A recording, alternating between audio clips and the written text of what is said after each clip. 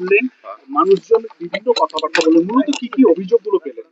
যেটা অভিযোগ আছে এই জন্য আমরা এলাম।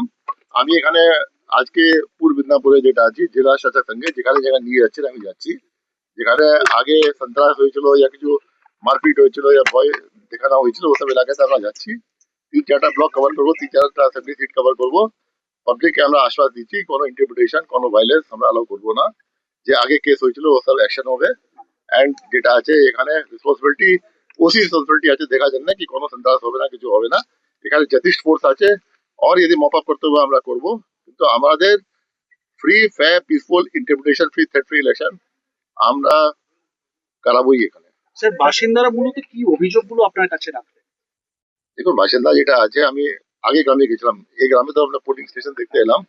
পোলিং স্টেশন যেটা ছিল এখানে ওটা খুব ছোট জায়গার মধ্যে ছিল যেখানে আপনার ঠিক থাকবে না। দুটো আর কাছে রুম ছিল। আমরা বললাম এই রুমে বসতে পারে পোলিং পার্সোনাল, এই রুমে বসতে পারে, ওই রুমে বসতে পারে আপনার এজেন্ট যে আছে। কাছে ঘর ছোট ঘর আছে ওখানে ইভিএম থেকে ভালো সিআরপিএফ থাকতে পারে, ওখানে ভোটিং হতে পারে। এসব আমরা দেখেছি।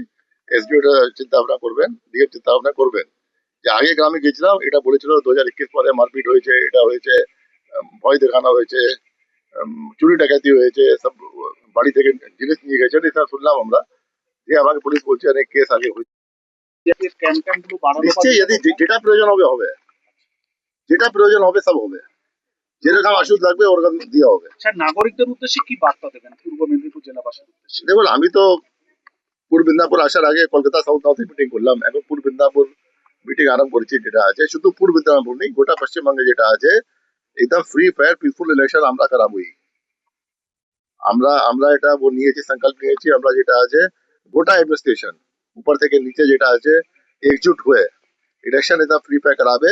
যেমন একটা পর্ব মতন হবে, ইলেকশন হবে, লোক আসবে, ভোট দেবে। এন্ড কোনো এখানে সন্ত্রাস চলবে না, কোনো এখানে ভয়ভীতি চলবে না। এখানে যেটা আছে নিয়ম অনুসারে ইলেকশন হবে।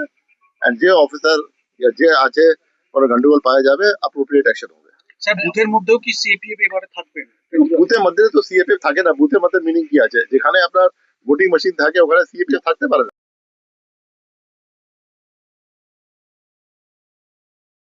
থাকেন দুজন যে আছে ভিতরে থাকেন, যেখানে আছে আপনার ভোটিং রুম আছে, হিসাব আছে। এখানে তো কি আছে, 2 রুম ভোট হবে। এখানে এক সেকশন ফোর্স থাকবে, নর্মালি এক সেকশন থাকবে। যেটা আছে এই সেকশন মধ্যে 6 লোক আছে। 2 রুমে যেখানে আপনার ইভিএম থাকবে ও বাইরে থাকবে দুজন, আর বাকি যেটা আছে এখানে থাকবে ওখানে থাকবে। একদম লাগবাই তো আছে, কোনো ভোল্টি বল তো নেই এখানে।